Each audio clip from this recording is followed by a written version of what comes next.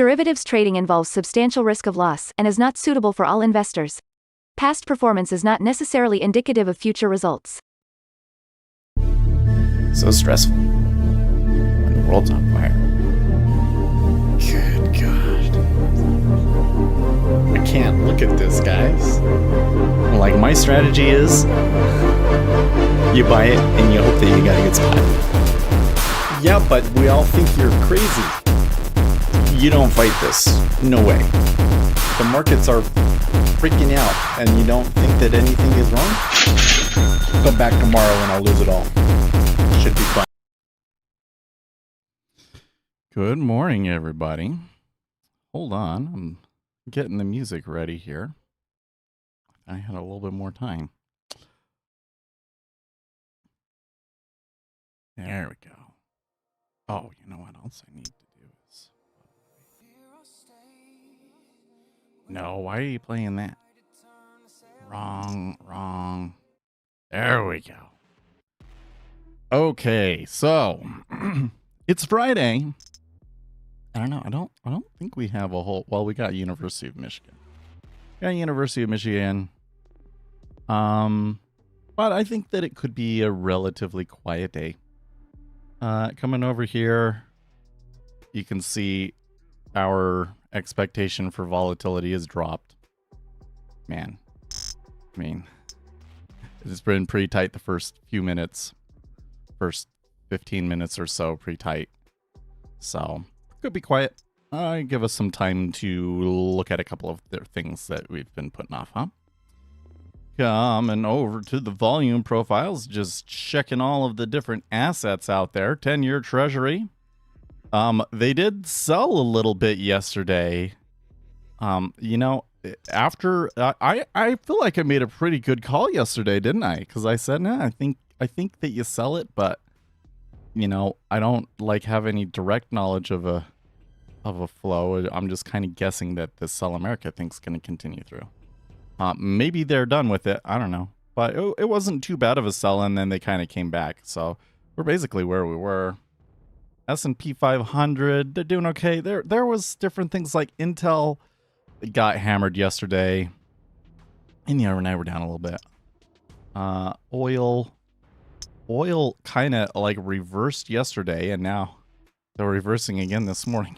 So that's a bit of a ride there in oil. Those sorts of things are, whew.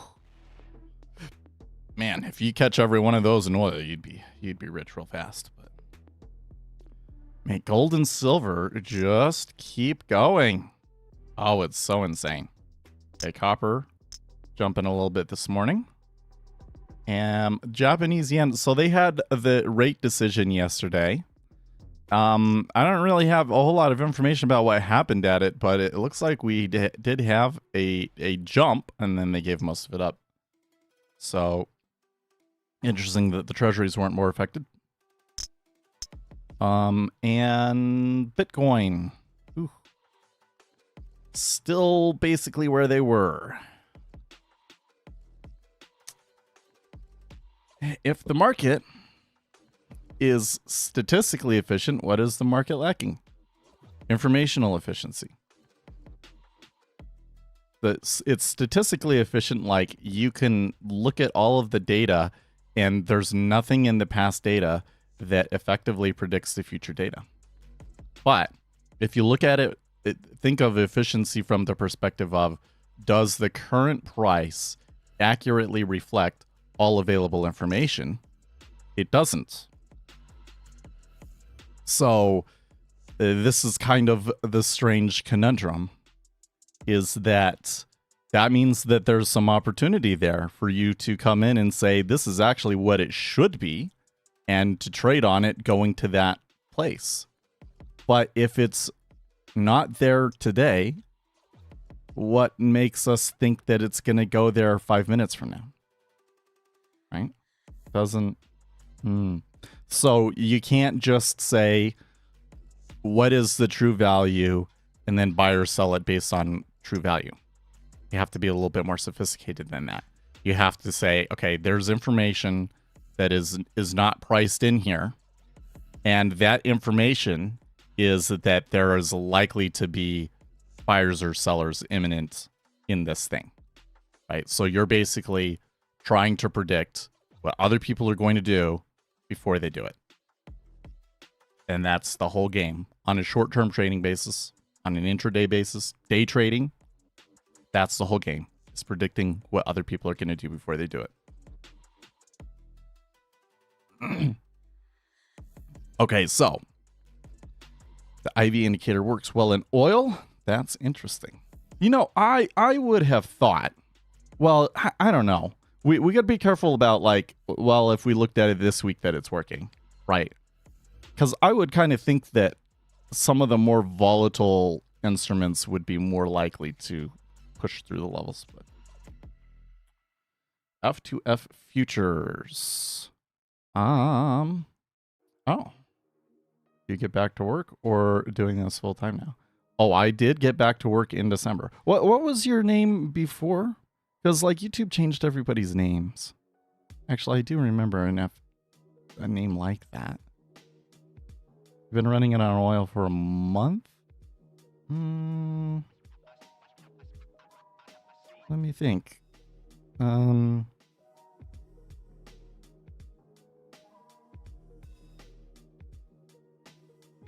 Maybe. I mean, I'd have to put it on here. You know, if I had all of the data, if you give me the file and you put it on here, and then we could see how often does it actually go outside of it, or let's say like close outside of it.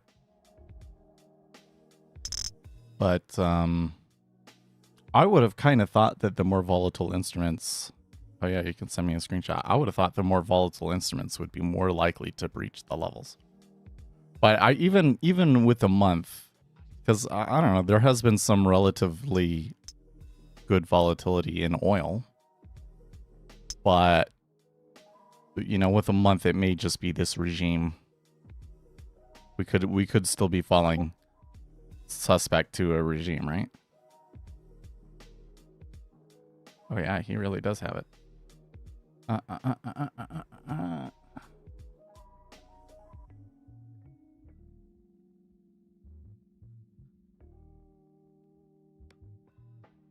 Well, so there's a trend day where it would have screwed you over.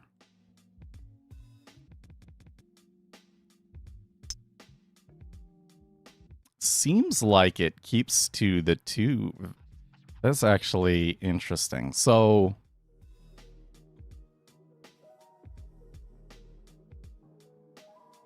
here,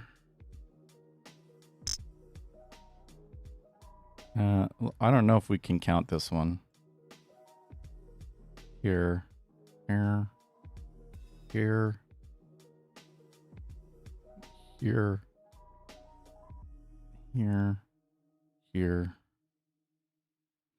So that's interesting.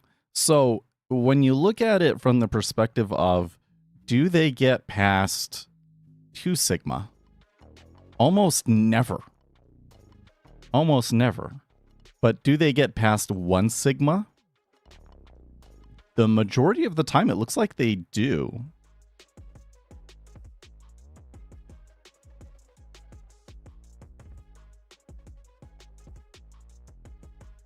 Yeah, glad to hear things are well. Well, I don't know. It's not perfect. So we have to stop at basically 8 o'clock my time because I have to drive an hour to work. It's worth it. I think it's a good job.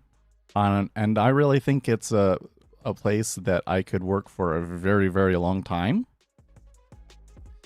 I would like to move closer to that area because even if I'm not there forever, all of the jobs are down there.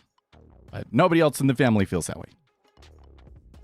I want to get 30 minutes more on the stream, you know? Well, I don't know. I think. Oh yeah, the file would be great. You know what? I really okay. So like, let's go into some of this other stuff. I know it's what were you gonna say? I don't trade oil, but I still wanted to see I have it on silver too for my brother, and it works there too. Well, I'm going to bet you that in almost every instrument that you're going to see something about it that is kind of like, oh, yeah, actually does respond to that. But as to like the question, if I always reverse at 1 sigma, then that's a failure on this chart. If I always reverse on 2 sigma, it looks like you would do okay on this one. So yeah. What would the wife's... Oh, that's a good question, actually. because she's a flight attendant. So it would probably be a much longer commute for her. Like right now, it's like 30 minutes, and it would maybe be like 45 minutes. So not terrible, but I don't know. Like lately, she only works like Friday, Saturday. So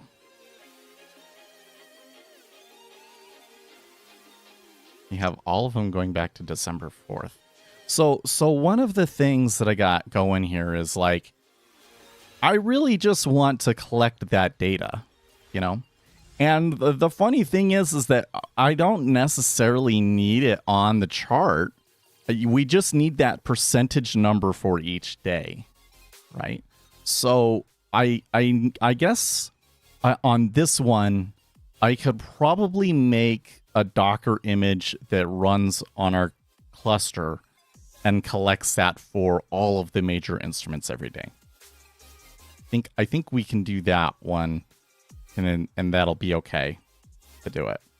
Because I'm wondering about some things where like, do I have to start thinking about getting like paying the professional fee so that I can have 2 accounts or something like that?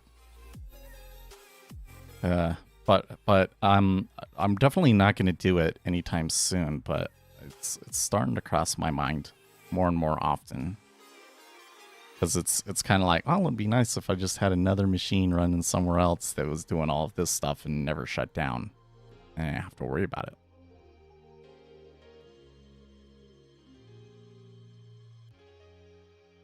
Oh, show a conversion to a tick range. That's a good idea. We could incorporate that. So where am I thinking? Oh yeah. Okay, so the big question right now is stocks, right? Do we want to put some more emphasis and spend more of our time looking at stocks? We can get order flow for stocks. I can, do a little bit of what's the best stock for us to look at the order flow for that day. Have a few of them. I kind of want to watch Intel. I mean, if the past 2 days, it would definitely be Intel. Did you see, like, yesterday or the day before? Well, it was the day before yesterday. The day before yesterday, Intel was up 10%. I couldn't believe it. And like, why were they up 10%? That was just crazy. And then their earnings came out, the guidance was bad, and they dropped 10%. That's so crazy because Intel used to be the most liquid stock. So that's one I'd like to watch. Stocks would be great, yeah. The only issue is it's $100 a month. It's $100 a month. And there are other things that we could do with $100 a month, right? Like for $100 a month, I could get Rhythmic Pro and start doing start trying to do stuff with market by order data, for instance. That goes to NVIDIA now. Does probably not. In fact, I don't know if Intel is that liquid anymore. Because we're not talking about like overall volume. We're talking about like over the next 10 cents, how much in money is there on the book, on the DOM, whatever, like liquidity, right? Intel used to be like the premier think tank instrument, but now that it's $50, maybe it's not as much. But you would want a company that is like in the $10 to $30 range and is a really, really big company. You know, like a bank or something like that.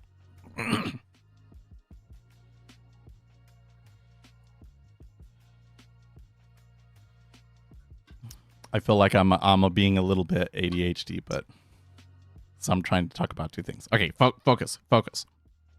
We could do stocks with $100 a month.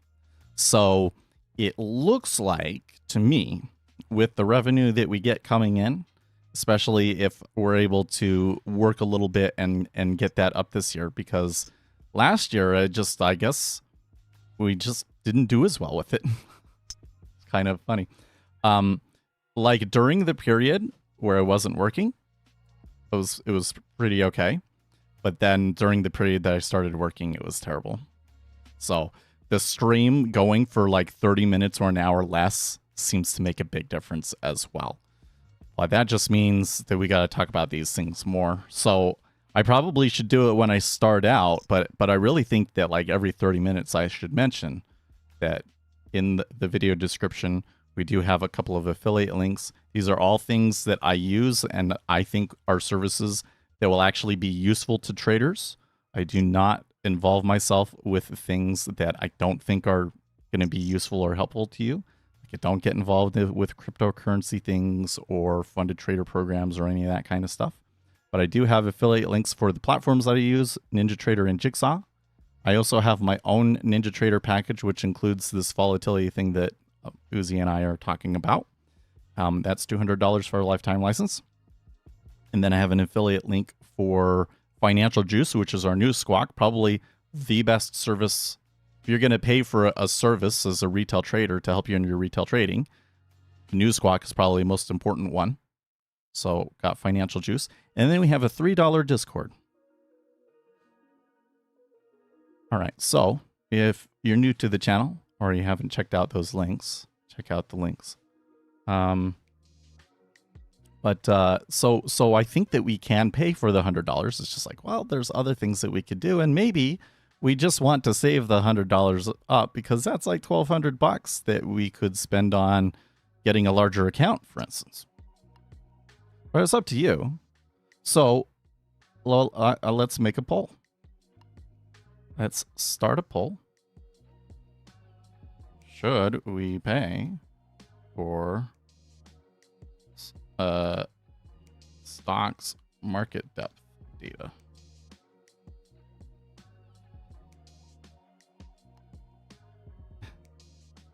Let's just make it a straight yes or no. I'm just gonna make it straight yes or no.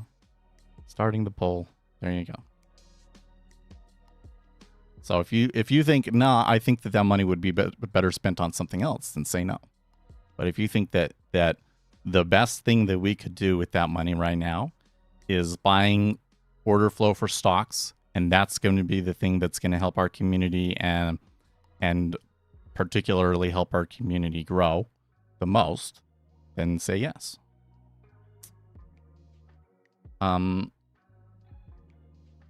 got an idea. Wait for the first stock prop firm that offers data with their super cheap prop setup thing. That's how we... I'm going to bet you, though, that if a stock prop firm pops up, that they're not going to give you market depth.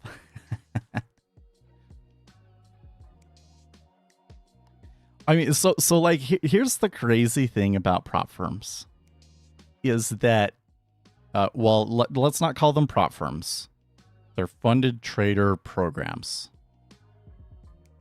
If there was a really good opportunity in that thing, there wouldn't be funded trader programs for it.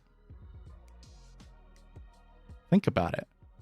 The funded trader program relies on retail traders losing and not getting funded, not getting payouts. And so the company makes money on you paying the evaluation fee month after month. If, you know, we're on a different asset or something like that, that really made trading more effective and really made opportunity for it, that model wouldn't work because too many people would pass the combine, too many people would get payouts. And yeah, if a lot of people were getting payouts, they could, they get a percentage of that. But it's probably not as much as if lots of people fail. Like if that's what you were going to do, if that was the case, you would structure the company completely different, right?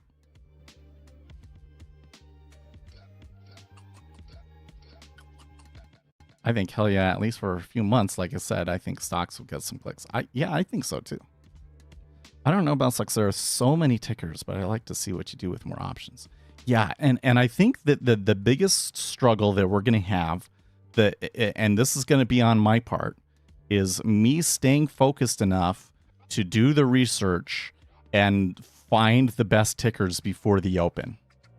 That's going to be challenge number one, is finding the best tickers. I think that if we put tickers in the title, that it will probably get clicks. And then the other challenge is going to be that it's only going to be for 30 minutes. I think from what we've been doing things on the schedule, I could start staying until 8:30, and that would help. Because not a whole lot happens. I get there 45 minutes before our morning stand-up, and not a whole lot can get accomplished before the morning stand-up. So, and I understand the traffic, all of that sort of stuff. I've got plenty of room, so I don't need to leave exactly at the top of the hour. I'm kind of afraid to change things, but we could go till 8:30.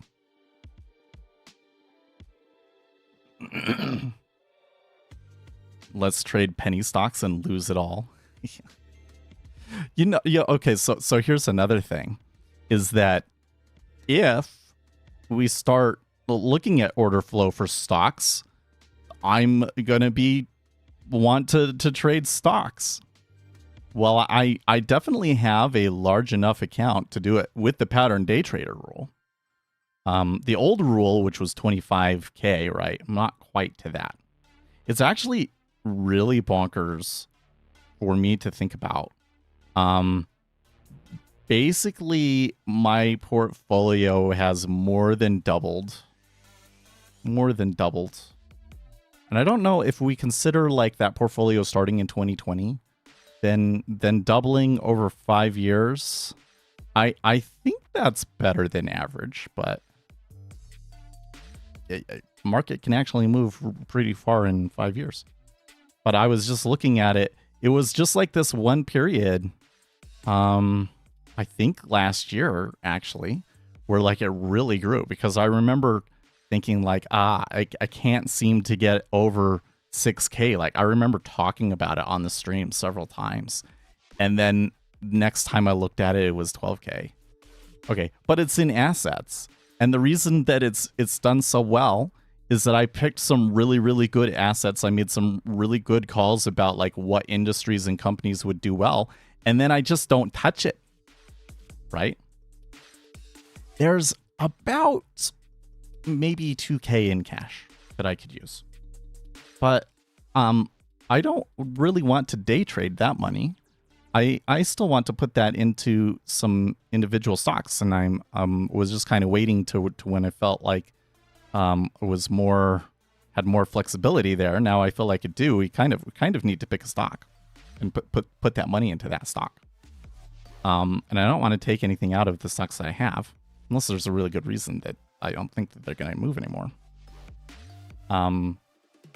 So yeah, there's kind of that whole thing. Of course, with stocks, I could just come in and take an options trade and get lucky on that options trade, and then you've got 5K to work with. So I've had things like that happen before. Or always really, really short-term ones, and I was well, I'm making a larger play, and I just ignored it, and then it came back. With silver. Oh man, actually my silver is to where it was now. It's like a new high on silver. So I took like a 40% drawdown on the silver position. But now that company is just, oh my gosh. And it keeps going. And it's a miner, so I'm hoping that with a miner that if silver takes a little bit of a pullback, a little bit of a haircut, that it's still a company that it won't be. That's maybe too optimistic, but people are probably mostly buying it for silver exposure. It's like a leveraged silver play. Anyways, so that's some of the thoughts about the stocks. Okay.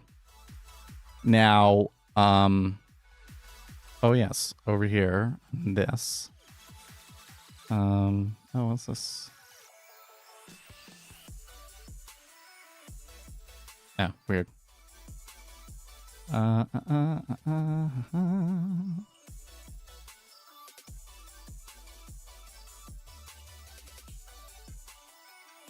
I see.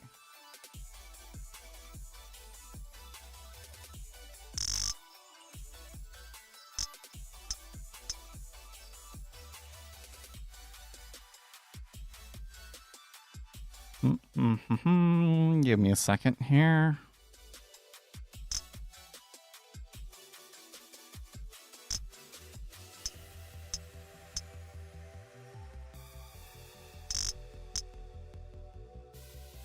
It is there.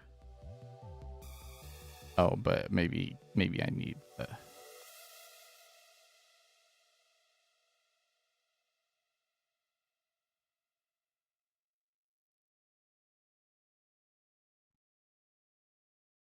There we go. Okay.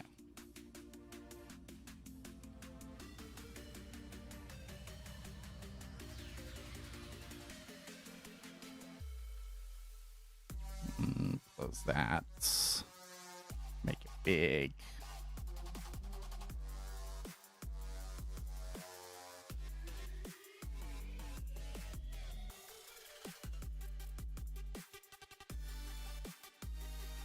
So what I want to do, we're at like 18,200 subscribers, so I would like to get to 20,000 subscribers this year.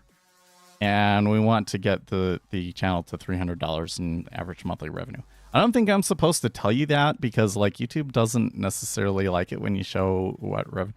But like right now, we typically get like 150. So I want to double the revenue. And that is so that we can pay for services and make the channel better, right? So had a couple of things. We needed to fix the rhythmic data, and then I did some stuff with Git so that I can sync my notes everywhere and all of that sort of stuff. Okay, so I need to do a little bit of work, and I guess I could do it now, but I don't think that that's what we want to do with this morning. But this weekend, I really need to go through and like integrate the affiliate links everywhere, right? So I have them in the video description below, but there's like some other places that we need to put them. Right, get them everywhere. And then we're talking about subscribing to FTX feed. That's the thing that we're talking about, right? I don't know why I'm talking about like this build new newsletter solution. I think what I was talking about there, or what I meant to say there is I want to work on the $3 Discord and provide stuff that's there every day. Like this data. Like I think we could make we could make a robot that scrapes the volatility number and posts and puts it into the files, and then posts those files every day in Discord or something like that.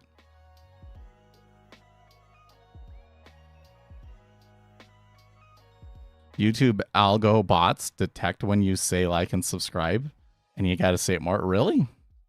I don't know about that. Anyways, oh yeah, and then we got to do Steph's update. Okay, so for today we need to do Steph's update, and we want to update the volatility indicator. Those are the two things that we want to do today. Okay, good morning, Seth. What do you think about Denmark threatening to divest U.S. bonds?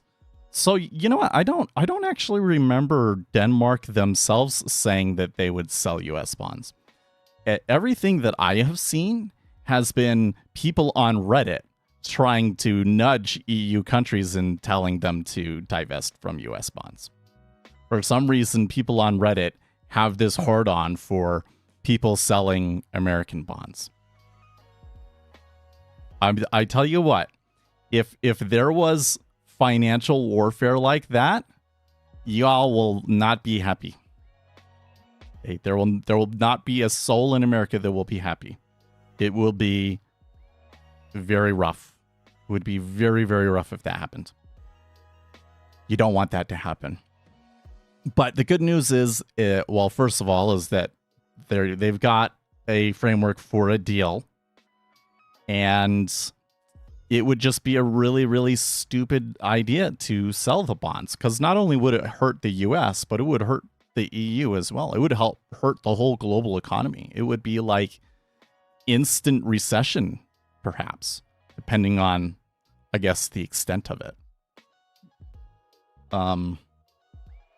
But yeah, it could be like an instant global recession. They're not going to do that. They just won't.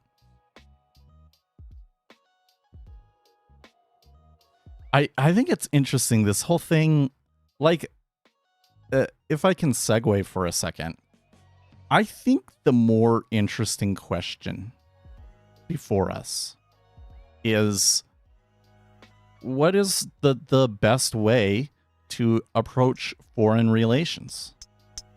Now, the most popular opinion out there on these sorts of things right now is that the way that Donald Trump negotiates is bad, because you have to negotiate with these people over and over again, and it hurts your relationship with them. I don't know enough about negotiation to know that, like, what's the best and worst things to do and so forth. I think Donald Trump would probably argue that he has really good relationships with lots of people. Because I hear people saying, like, well, that works when you're like threatening contractors, but it doesn't work when it's a country that you have to come back to over and over. Because there's always a new contractor, but there's only so many countries. But I'm not sure if that one is necessarily true. But just put that aside for a second.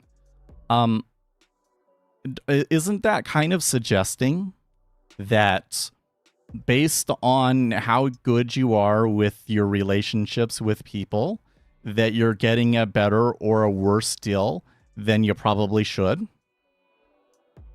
Right? Like, if they're saying, well, it ruins your relationships with people, so you get a worse deal. But then if you're really good and everybody likes you, aren't you kind of suggesting that the country would get a better deal than it otherwise should?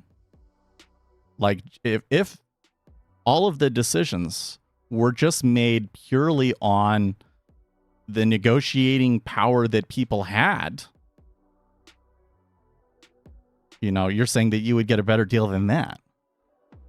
And I'm thinking, well, but then shouldn't my focus just be being in a position to extract the best deals, to have the most leverage, so that regardless of who's in office,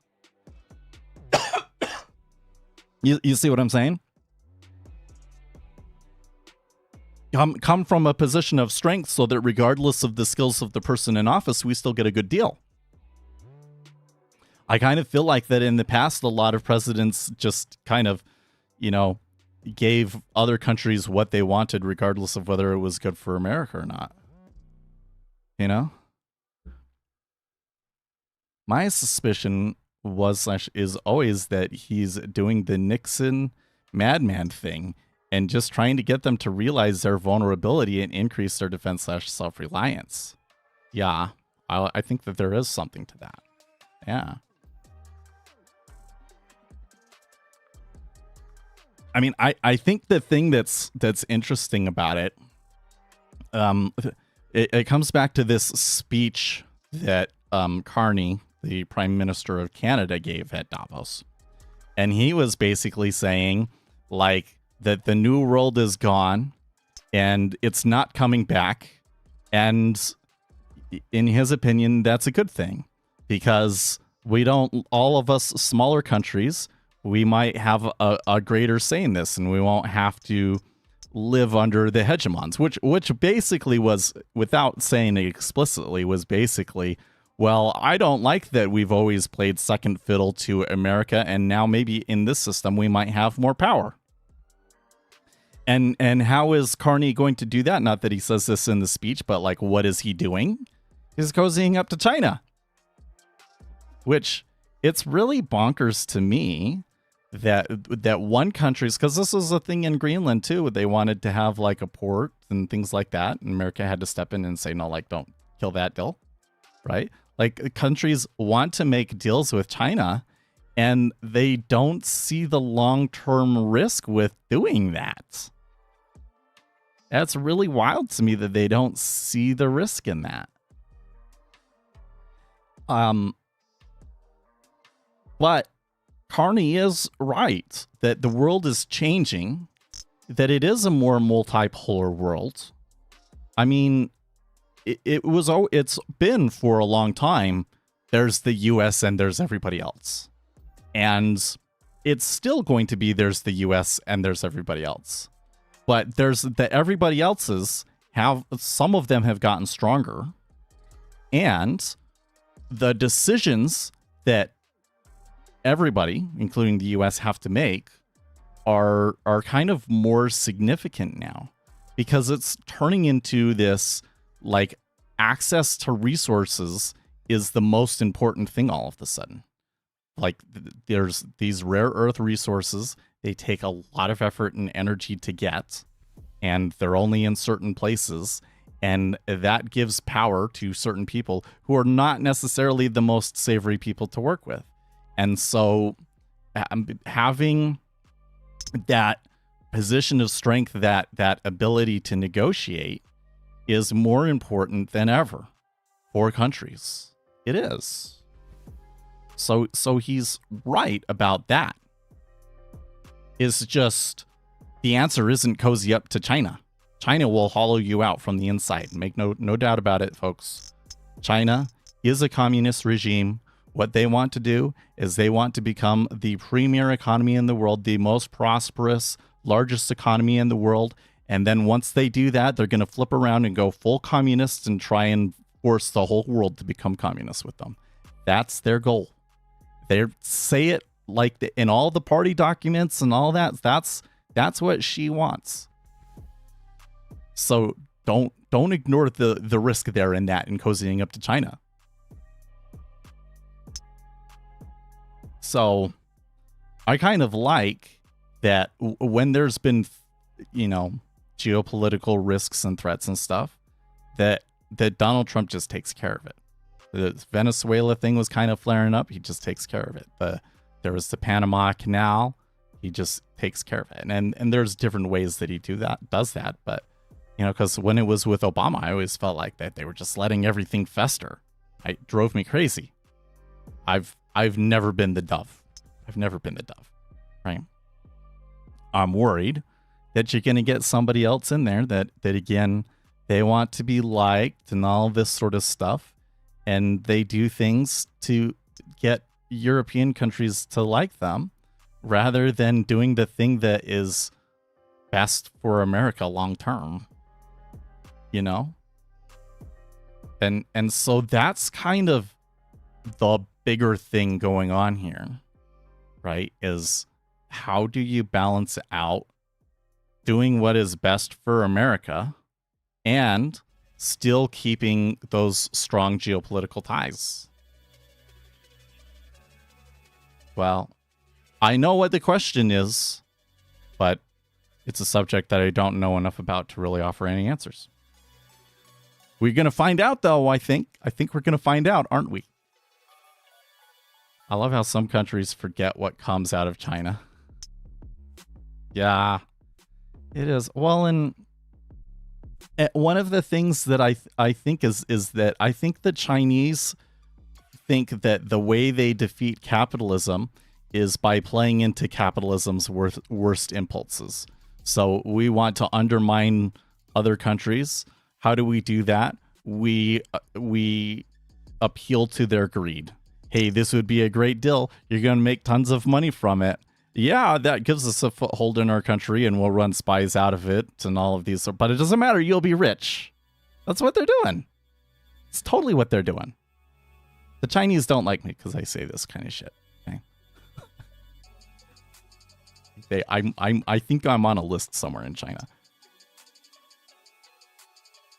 Because I responded to what was it, Hu Shijin, the former head of the state media, when he was on Twitter, and oh my gosh, the number of replies that I got for several days after that were nuts. We're nuts. Anyways, and then yeah, there's like, oh, we'll make things as cheap as possible, sell them to people, and nobody will notice or care that like everything's getting worse. Sucks. Okay. Task number 1. Install Steph's update.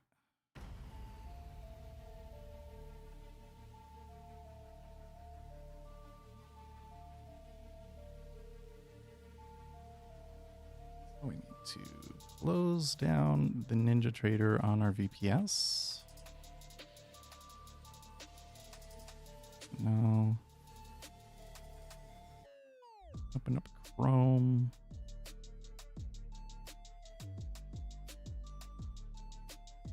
Actually, you guys don't really need to see this. I'll put you over on the charts over here.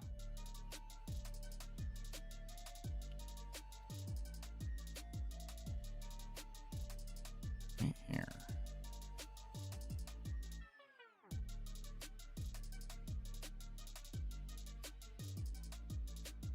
Okay.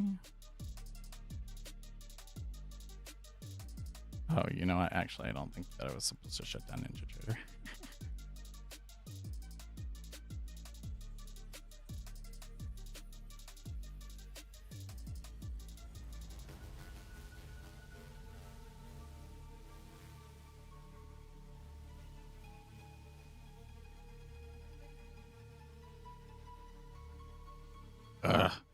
Okay, so at work, I have a Mac now, and the Mac has a slightly different keyboard layout because there's like 4 buttons over there in the lower left corner, and instead of using Control, you use the Apple button that's like right next to the space bar. So now I'm getting like my hands are getting confused as to which one of those buttons I should be clicking, and so I just tried pushing Alt to open something in a new tab. It's ruining me, folks. It's ruining me. The Apple's ruining me. I say that I've had a pretty good experience on it. It's worked pretty well for me. Okay, so we need to...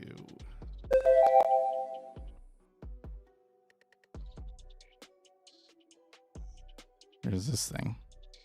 Looks like everybody's long minis. Why is...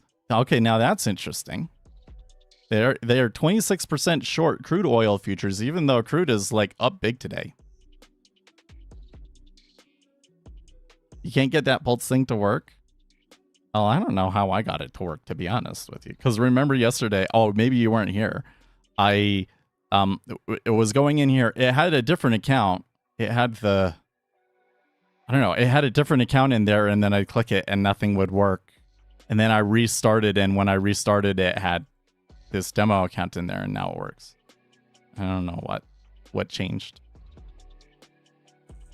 Probably there's a bug in it that they'll fix in the next update. Remove NinjaScript assembly.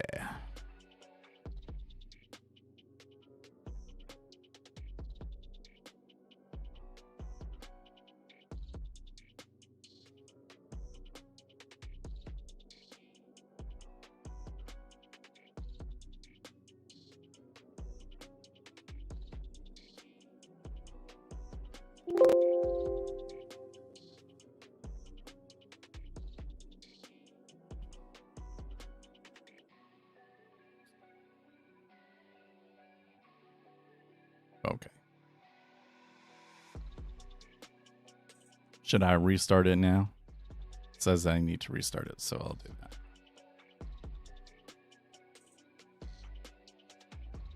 I hope that this time your computer will not explode. Yeah, I'm pretty sure that it is that there's something about the way that you're doing it that is only compatible with NinjaTrader 8.1.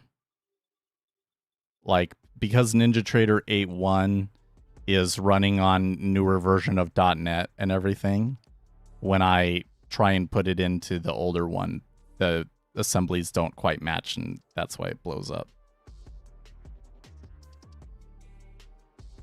That makes the most sense to me.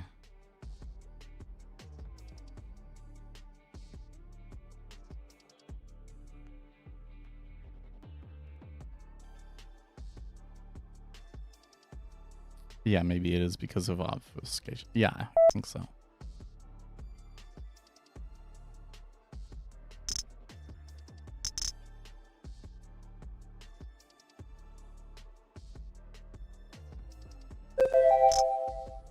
So here again is another place of these places where I'm kind of like, you know, it would be really convenient if.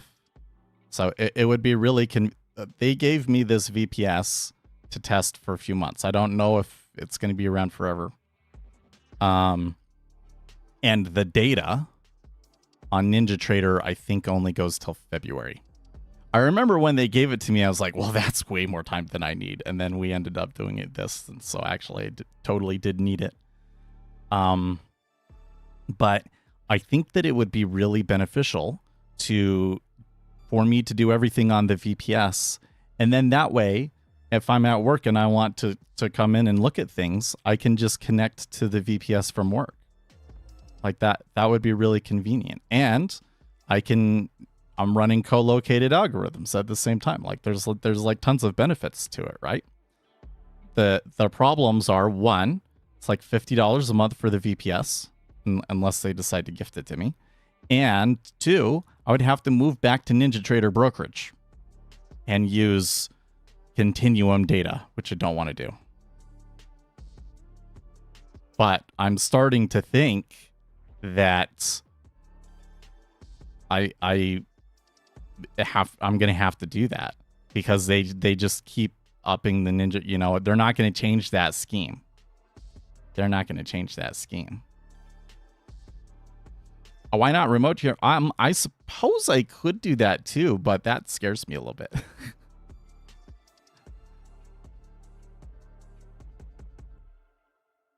I guess running all of my stuff on a VPS kind of scares me a little bit too, because I'm super paranoid about somebody trying to come in and hack all the stuff. All right. Tools, import. Let me just go add on.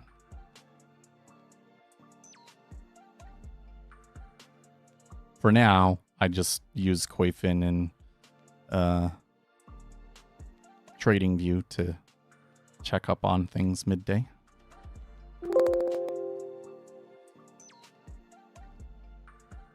And I guess the other side of this is,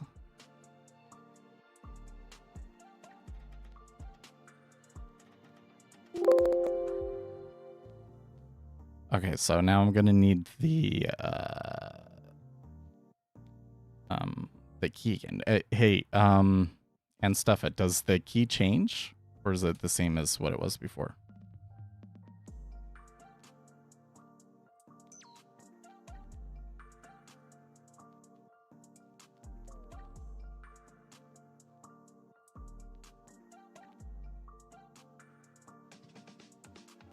You can use the same.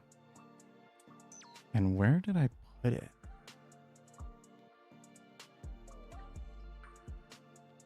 Oh, here it is. Okay.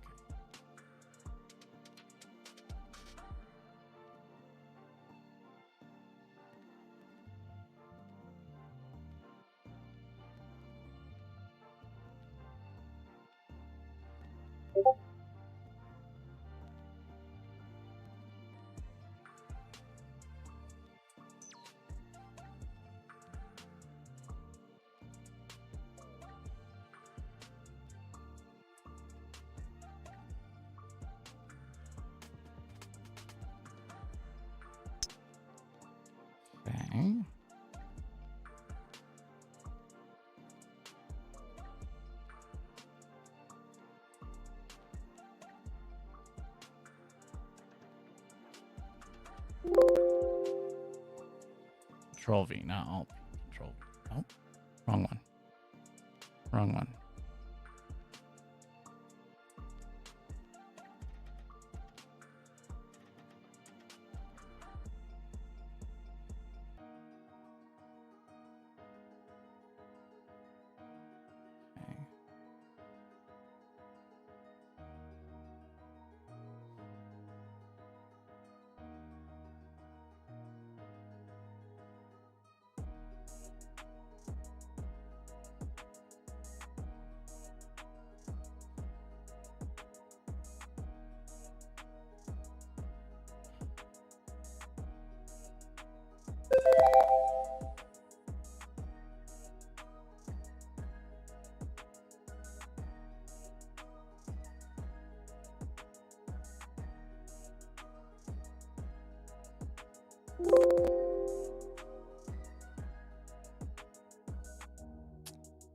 It made a sound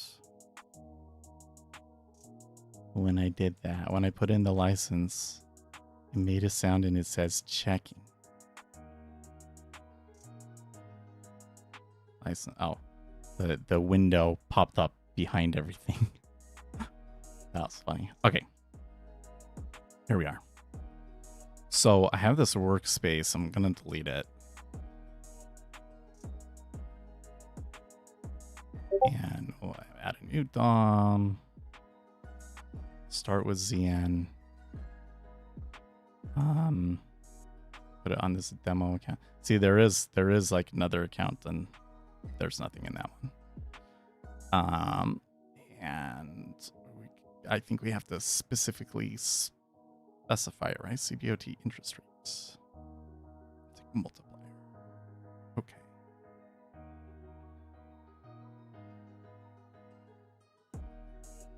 Okay, that seemed to be okay.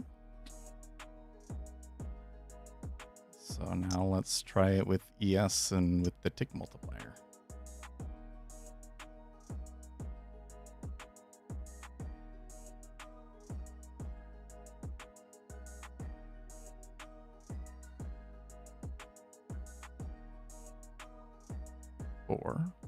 Okay. Oh, that's interesting. Does it remember the settings based on the instrument?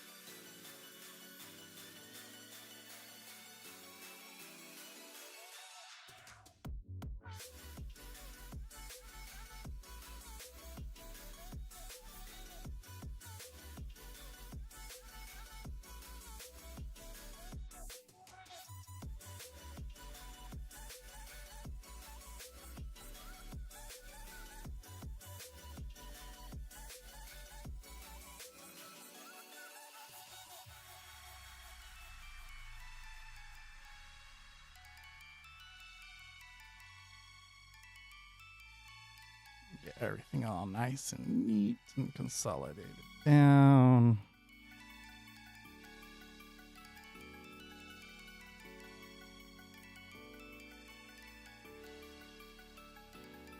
Yeah, that works. That's much better. That's much better, Anstefa, with the resizing and everything.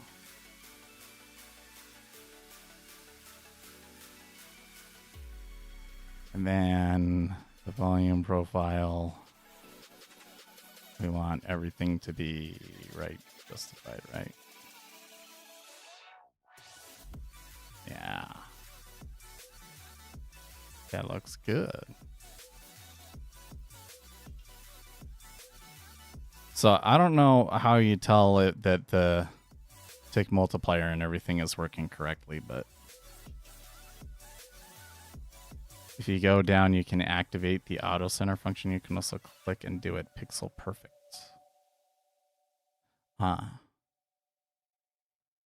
Where is the auto center function?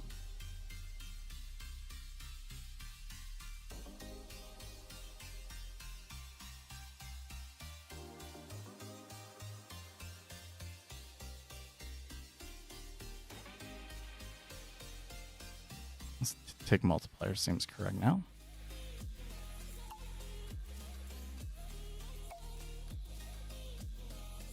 Oh, auto center on price. Okay.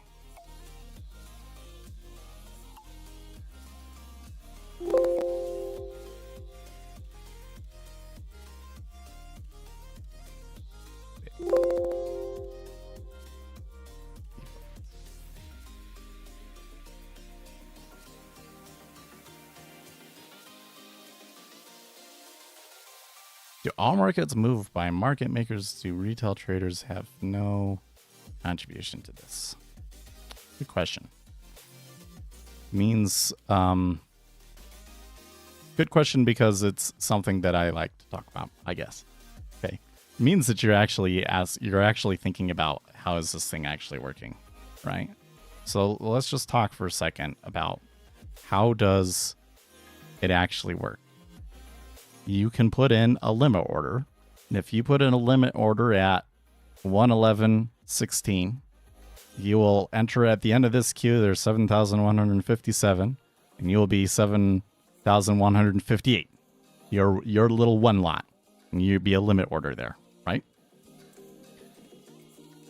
If you do a market order, then the market order is going to be matched up against, like if I do a market sell, you're going to be matched up against the current best bid, right? So like there's one lot there that went into 18, right? That was a market order hitting 18. So in order for price to move up or down, they first have to, the market orders have to fill all of the limit orders at that price. And then somebody has to come in and start putting limit orders on the other side, right? So like we moved down, that means they sold all of the limit orders that were sitting there at 18.5, and then they put offers at 18.5, and that's how price moved. Okay. So essentially, for price to move, the market orders have to overwhelm the limit orders. Now it gets kind of interesting and it can be confusing at first because the number of limit orders that are there changes, right? There's 4,000 there right now, but orders hit and it might actually tick down on only 2,000, right? These are the sorts of things that we're looking at when we are watching the order flow on the DOM.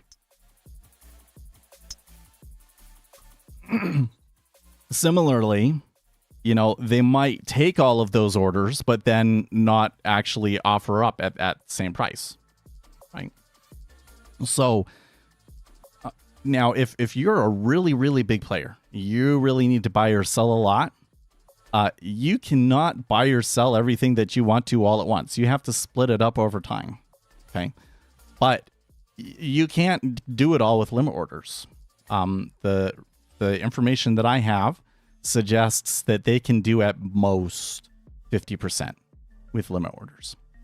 So that means that they have to use market orders. And when they use those market orders, the market's going to move. Okay. So that's the most important thing to know, especially when you start getting these trends, like this trend that we had overnight before we started trading here. Or actually, was that at the beginning of our session? It was.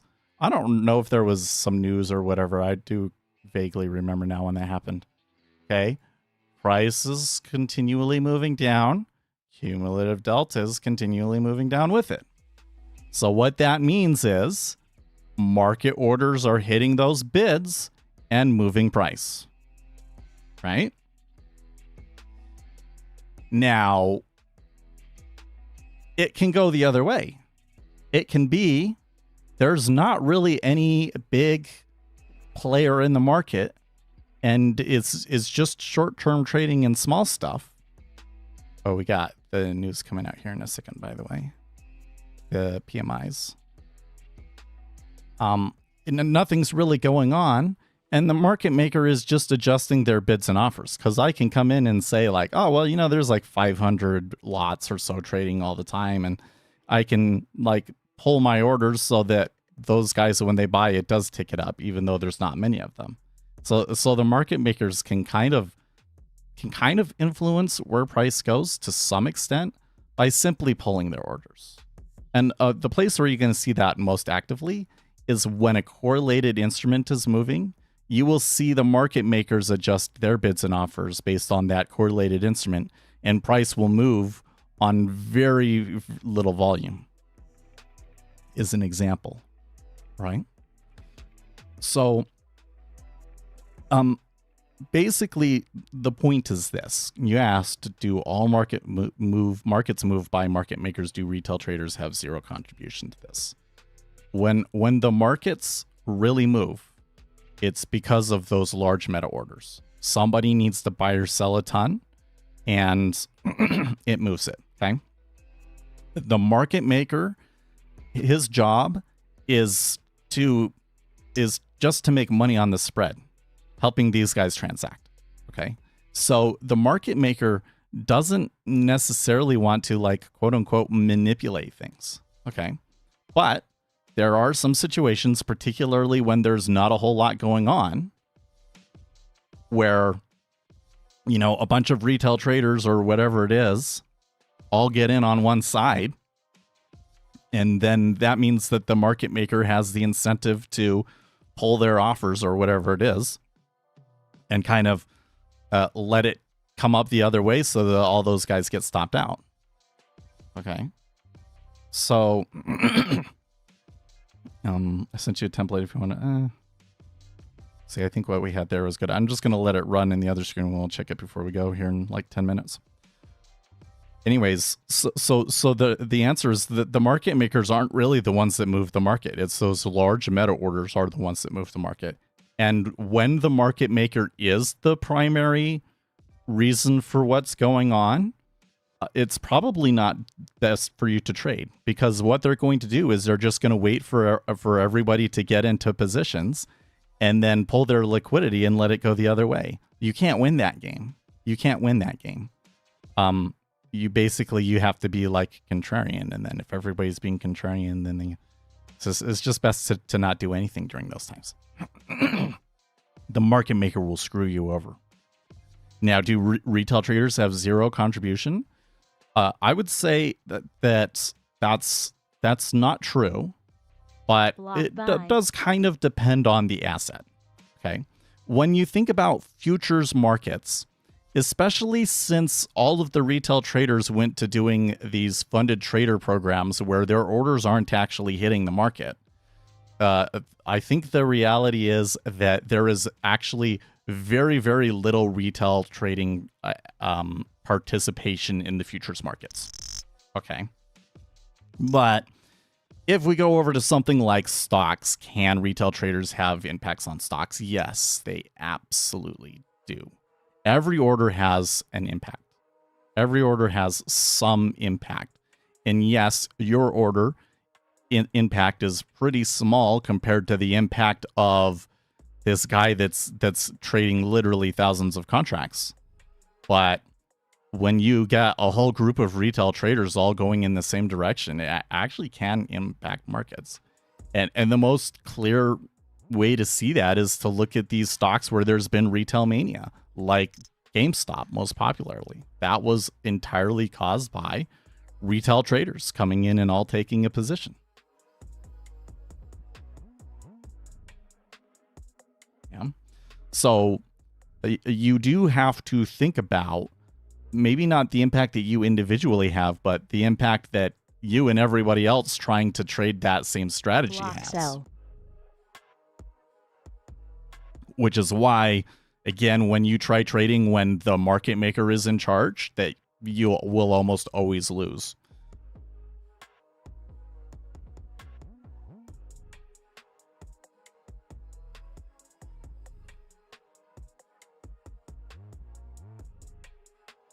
What to think about those orders? Let's say NQ usually trades 10% price, but then suddenly 500 go through without showing liquidity beforehand or anything, and there's like almost no discernible action at all.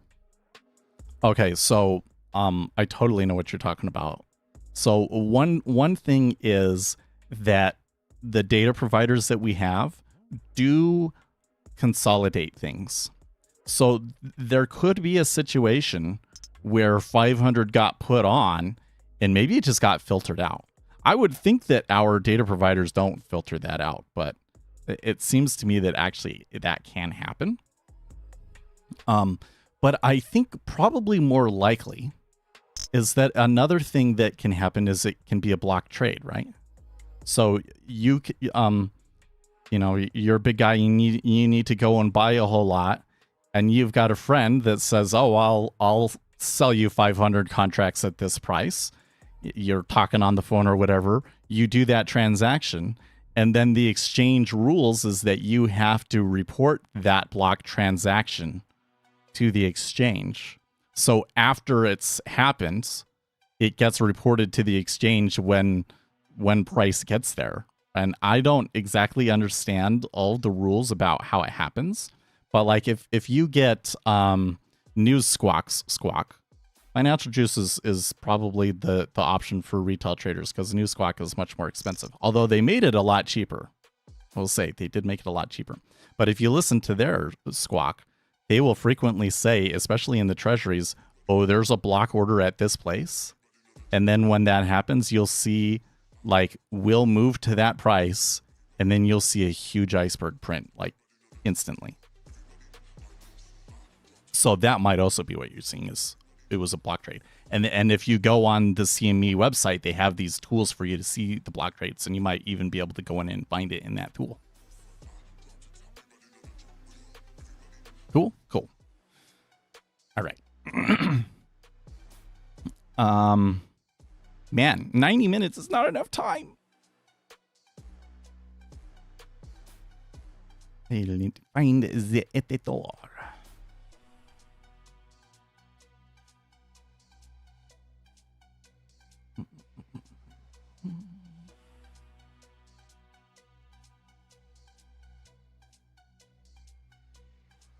No, not that one.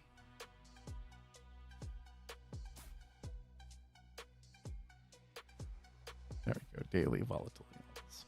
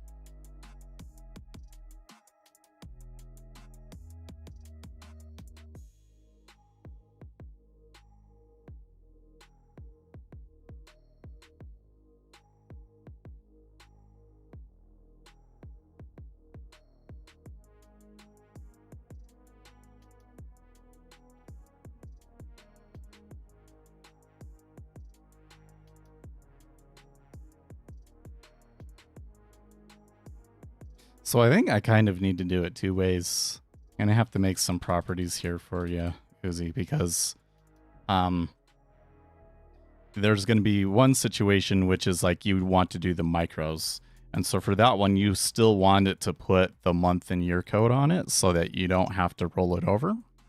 But then there might be some other ones where you want to put something on there and it's just like not available. So, but we'll do it this way for now.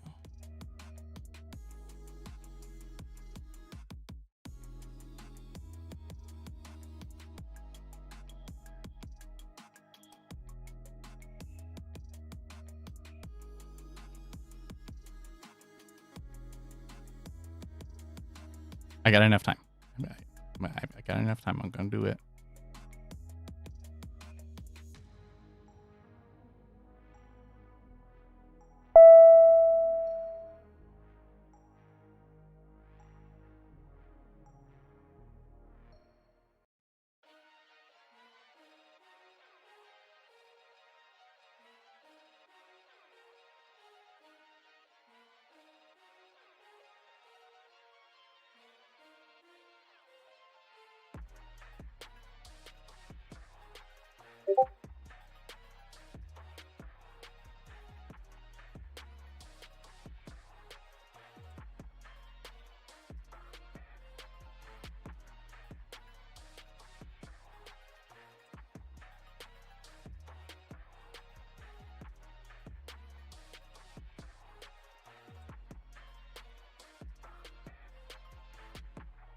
Okay, so now if we come in here and we change this to M, yes.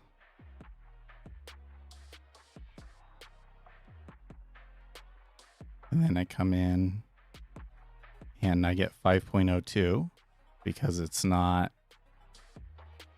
pulling it correctly. So then I come in here and I don't know where it's going to go.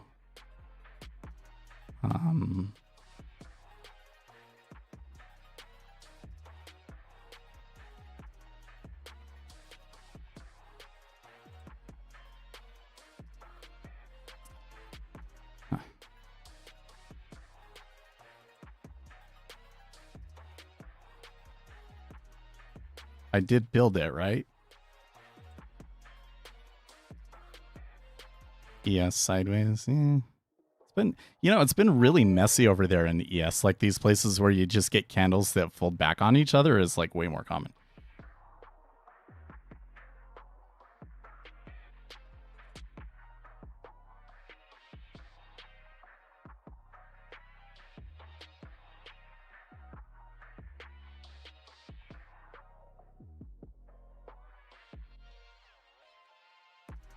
Okay, you know what I need to do here is...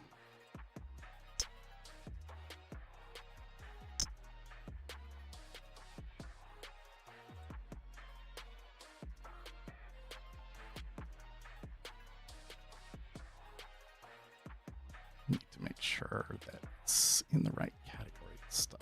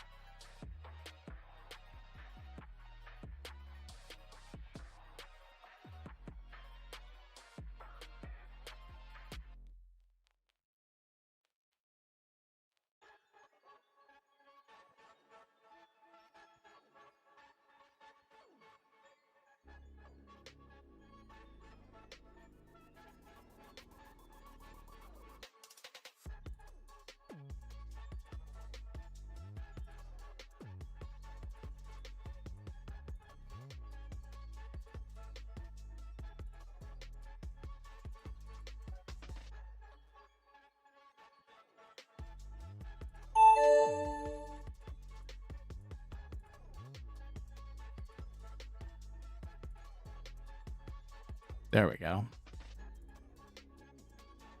And I put in ES. Okay. Nothing. Nothing.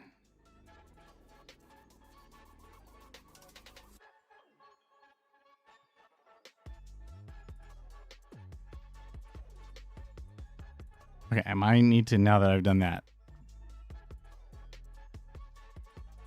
refresh. Ah.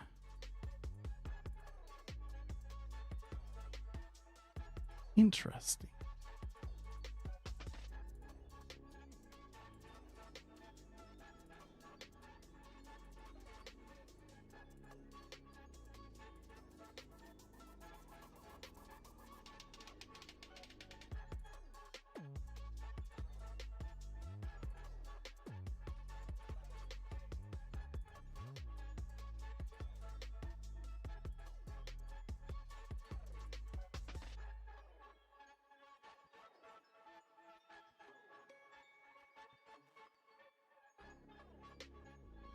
comes the Michigan news.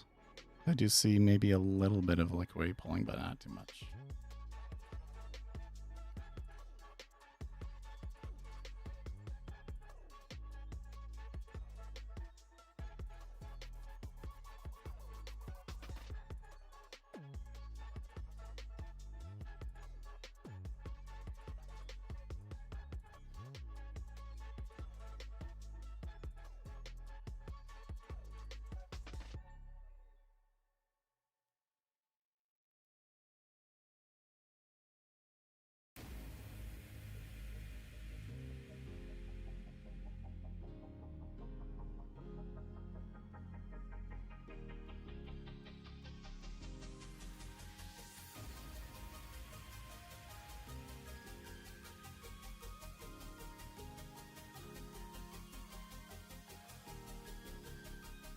It's so the reason I'm kind of sitting looking at it like, what's going on here is that it's not looking up the volatility. So when it gets prompted to look the volatility up is unclear to me.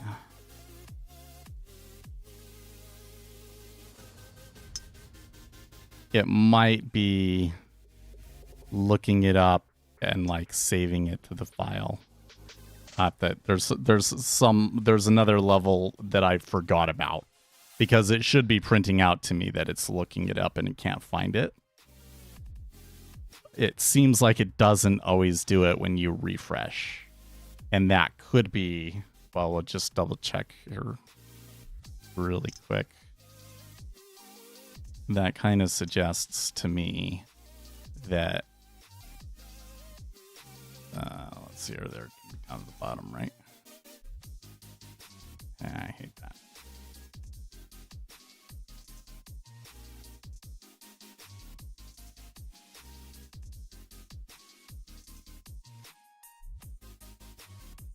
Volatility, MES volatility right there.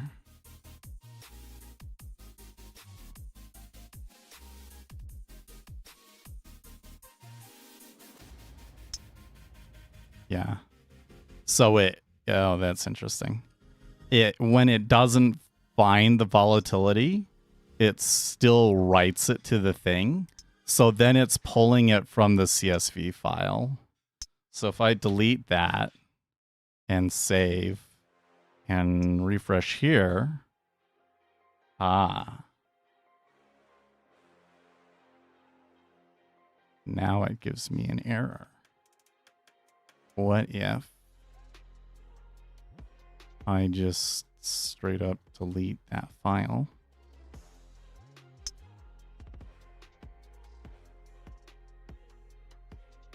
There you go.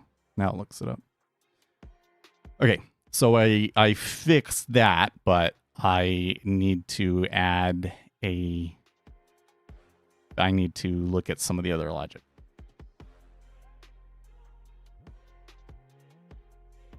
Yeah, because you would think that, like, if it hasn't looked it up that day, that when you refresh it should relook it, but it doesn't. So we're going to have to look at the sequence, like when those methods are called, to ensure that, like, when you load the chart, it's always called for the current day. Okay. But that's a good place to stop. We're past time. I can continue working on this over the weekend. Coming back over to here to this. I would add on to this. I have a little to-do list here, even though I don't know if this is like... It's not my real to-do list, but... fix daily volatility levels when it looks up. Yes, sir. Right. Dude, it's kind of funny. I kind of went through this period where I was like, I don't know what to do. And now all of a sudden I'm right back into there's way too much shit to do and I don't have enough time to do it. As I'm getting into that place in work too. I really love it when it's like that at work where it's just like, just go turbo mode the whole time and I'm typing the whole time and doing stuff. But because because I'm so overly organized because of my, way that my mind works and all that sort of stuff. I write everything down. I keep track of everything. And that allows me to stay really efficient for a really long time. And it's like amazing when you're in that mode. Anyways, what did our vote come out to?